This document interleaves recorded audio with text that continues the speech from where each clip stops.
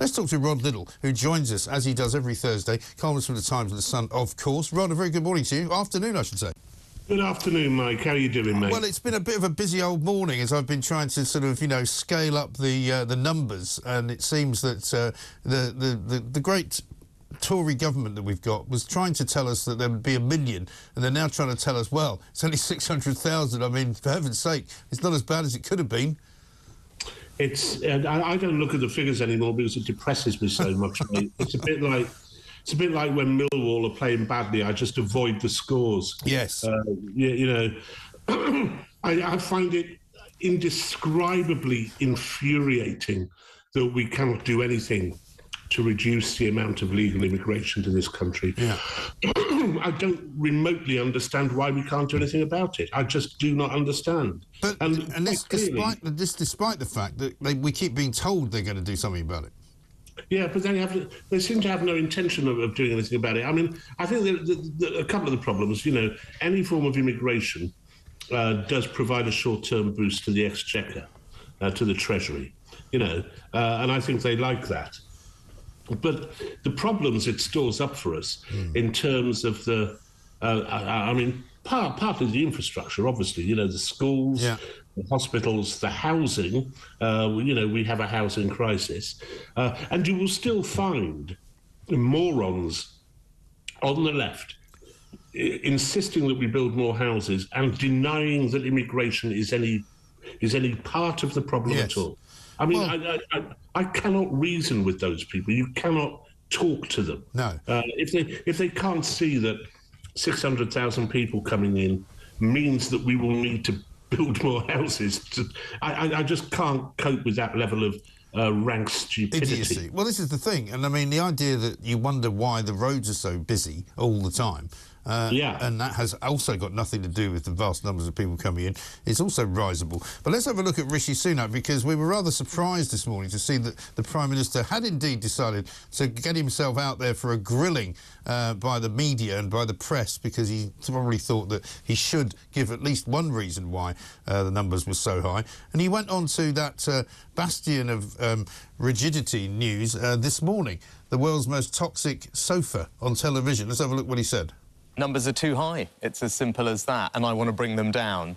And that's why this week we announced some new measures, and I think pretty much the biggest thing that anyone's ever announced to bring the levels of migration down. And it's a new policy which limits the amount of family members that people who are studying here can bring with them when they come and study here. And what we've seen over the last few years is that number of dependents has just absolutely spiraled. Almost 150,000 dependents of people who are studying here coming. We're saying from now on, that's not going to be allowed. Yeah, of course, I want to bring the numbers down. The measures we've announced this week are more impactful than anything that anyone has ever announced before when it comes to tackling migration. But to your point, Craig, what are people talking about when I'm out and about in cafes, restaurants, wherever it might be?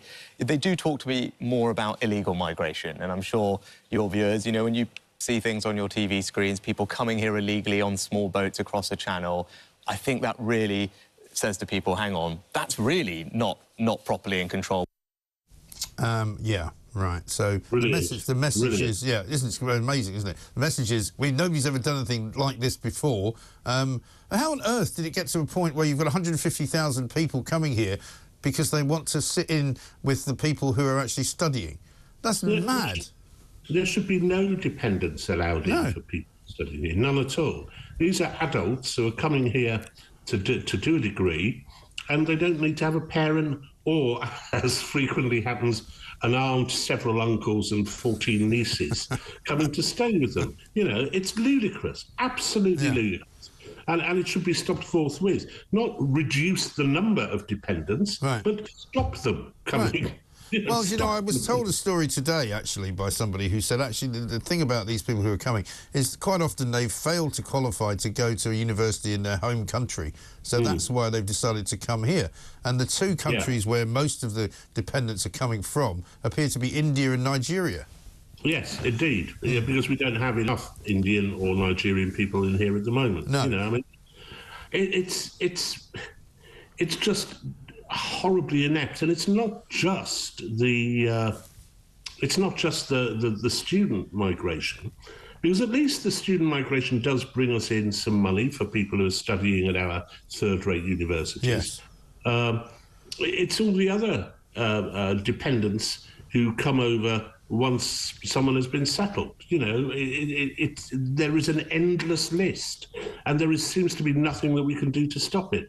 I think it's time to clamp down on dependencies and say no more. No. That's it. An end. Yeah, why, I mean, what would be wrong with that? Why can they not just say, well, that's very nice, you want to come and study at the University of North Buckinghamshire, you know, economics and drain cleaning. However, you cannot bring your wife or your other wife or your 3 children. Sorry. No, exactly. That's exactly what we should do. I don't see why that's a problem. I suppose originally it will have been in there in order to give us a leg up. You know, so that we seem to be a more attractive country to come to. I want to be a less attractive country. Well, that's exactly right. We've got to make this country even less attractive than it is now. Yeah. I'm sure we could all come up with some ideas for that. But that's what we ought to be doing, because no matter what Richie says he hears from people out on the street. In the cafe society that he inhabits. Well, yes, yeah. I mean, from one bottle of Sancerre to the next. The legal migration is far, far more of a problem, both socially and numerically, than is the illegal immigration which we have coming over here from, you know, Calais.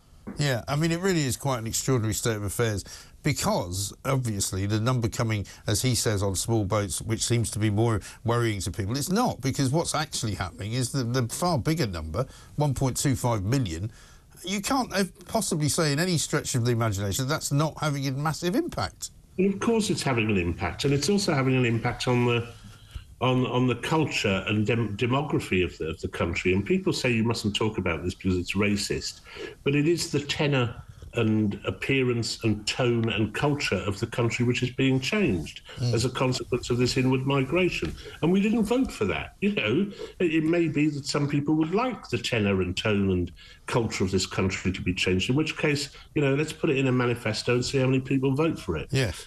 So I think it's still the case that when asked, the majority of people think that immigration hasn't been beneficial overall.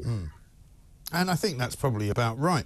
Let's talk about the evil Tories, though, because they've been all at the centre of, before this day, before the immigration statistics came out, and you've written about it in The Sun today, Boris, Suella Braverman, all victims of the Blob. And, of course, if you are from the left, you don't believe the Blob exists, and, in fact, you think it's an insult to call anything the Blob. It's just a construct invented by the Tories to blame something, blame something for everything that's gone wrong.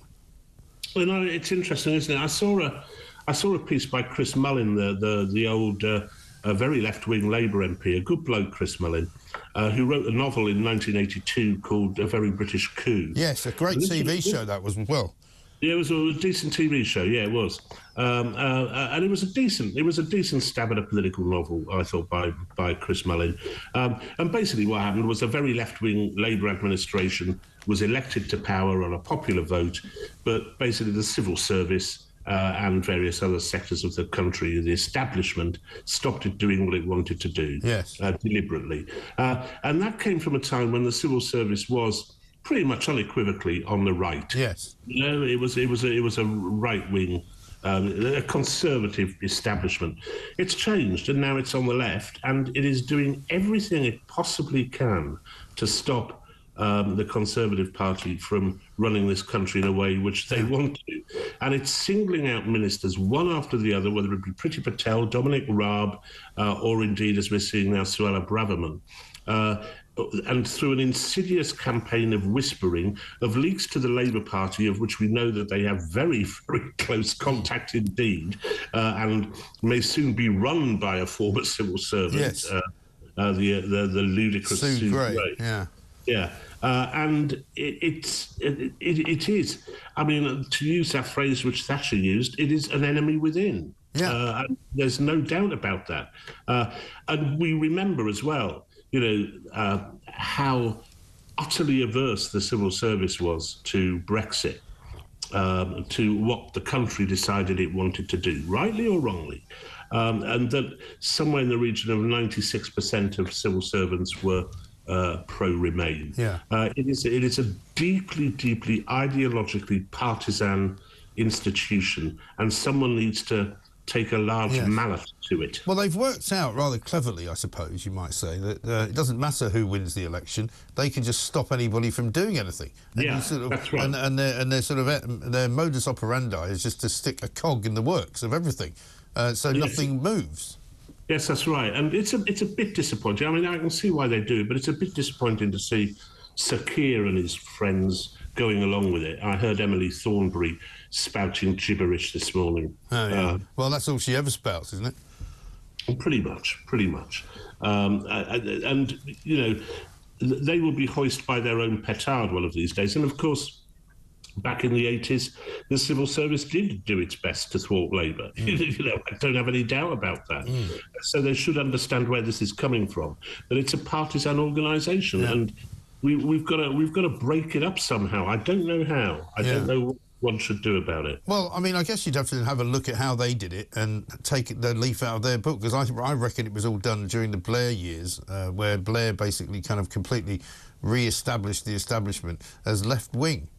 Yeah. Well, I think it was a long procession. I think beginning from the mid-80s, all the institutions which we used to think of as being small C conservative, whether it be the Church of England, which at the time was under a small C conservative, George Carey, the BBC, certainly light entertainment was kind of small C conservative, the civil service, the judiciary. The judiciary seems to have turned into a kind of... The police? And the police. You know, all these institutions have been captured in a Gramscian manner, if you want to put it like that, over the last 30 to 40 years. And it's made our country a much, much worse place to live in. It has, and it's ruined an awful lot.